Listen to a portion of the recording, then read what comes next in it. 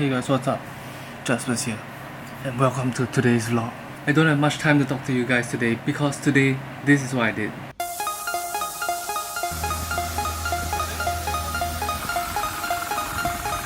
Yay, we got a life boy back!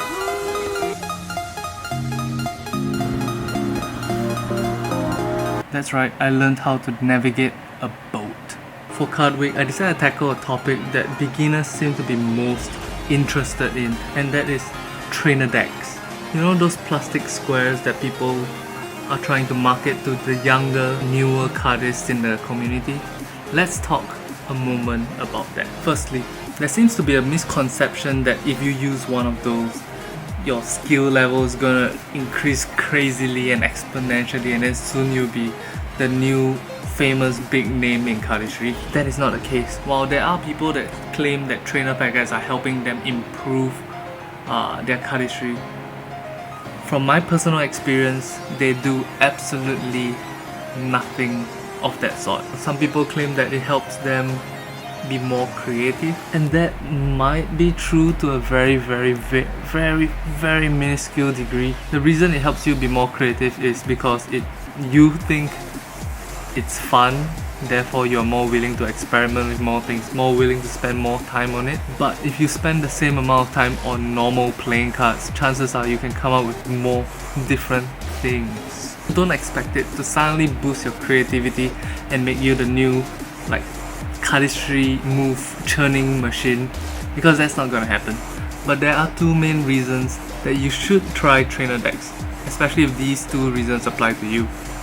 Number one, trainer decks are like a custom toy for cardists and people who are very nimble with their hands to handle.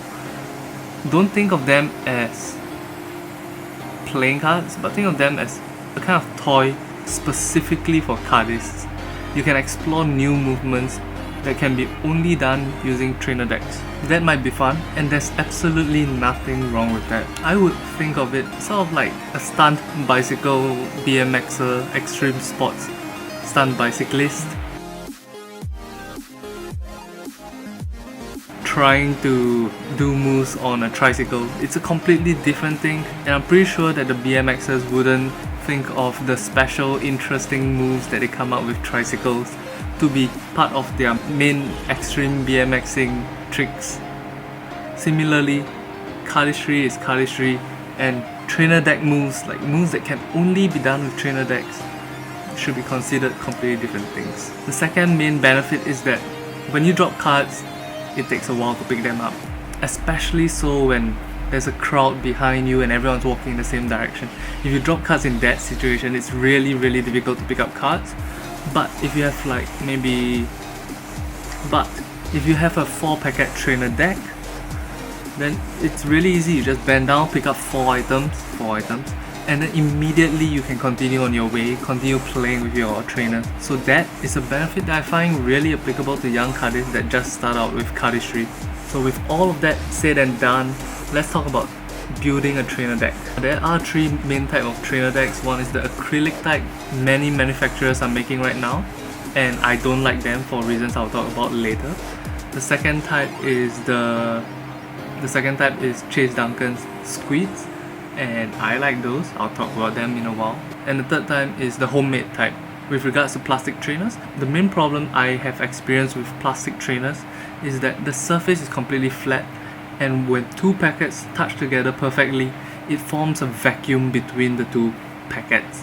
This makes it hard to separate the packet. Over time, the packets are dropped on the ground and it picks up scratches, and then it becomes easier to separate because the vacuum is no longer as strong. But by the time it becomes scratched up and easy to separate, it is no longer very beautiful to look at. It just sort of looks like an old piece of plastic. So that's the main reason I don't like the plastic trainers.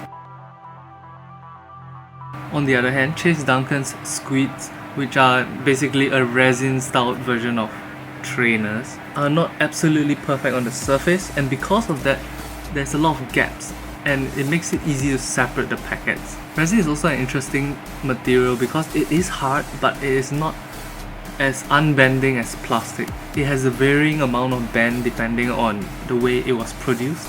so some of it can be very sturdy and some of it can bend and slowly return to its original state. But let's get down to the homemade variety of trainers. For homemade trainers, there are two basic ways to go about trying to make your own trainers. Both of them uses a pack of playing cards, and both of them use some kind of adhesive to make the cards stick together. I've tried both of these methods before, and I'm going to teach you my preferred method. The one I didn't choose is to glue individual cards together.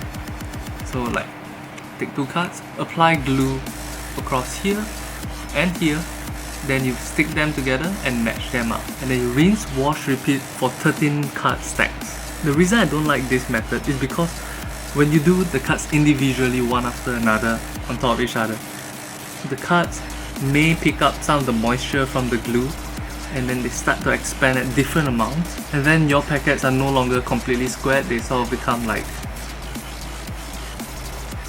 this, and they become not very nice to touch.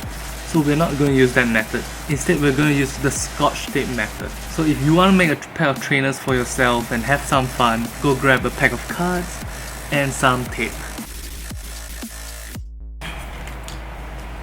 For this explanation, we'll be using some Jaspas decks and some 2-inch white tape. I prefer using brand new packs of cards because these cards look prettier in general. The edges are sharper and they look cleaner.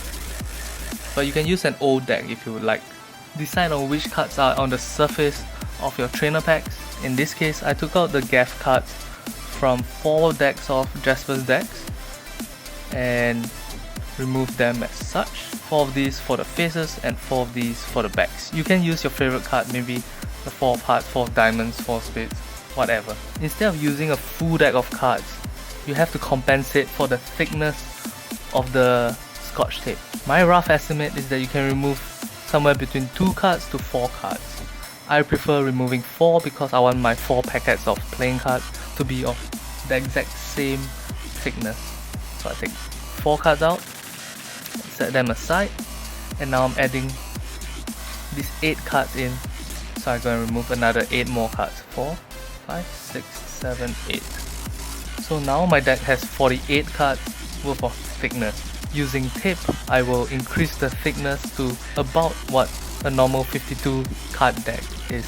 Okay, so to have 4 equal packets, each deck has to have 12 cards. 1 for the face, 1 for the back, and 10 for the center. 3, 4, 5, 6, 7, 8, 9, 10, 5, 6, 7, 8, 9, 10, 1, 2, 3, 4, 5. Okay. Take 1 back card, put it on each of the piles. Take 1 face card, place it on each of the piles. And finally, take the tape and very neatly tape the packets up. I say neatly because you want the tape to be as invisible as possible as it goes around the packets.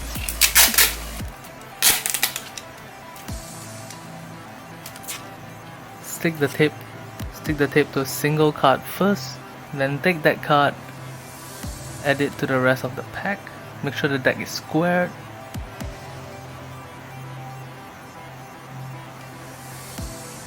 So far so good, we'll need to add another piece over here.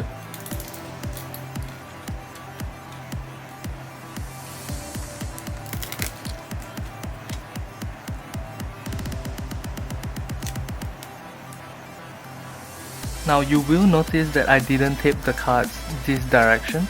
That is because I want my packets to be able to shift ever so slightly in these 2 directions. If you want your trainers to be completely immobile, you can add the tape that goes around the deck this direction. Repeat the process once for each packet. As a little trick to make your Scotch tape look a little prettier, what you can do is use the edges of the cards you're not using to press down the entire horizontal axis of the cards at the same time. So like this. And just gonna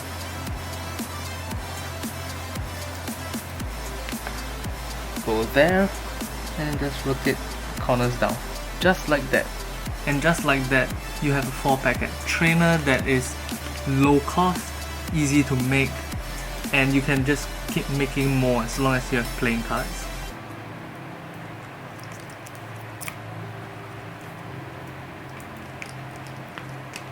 Alright guys, thank you for watching. I hope you enjoy your new trainers. Let me know what kind of fun you've been having with your new trainers in the comment section below, and I'll talk to you guys tomorrow.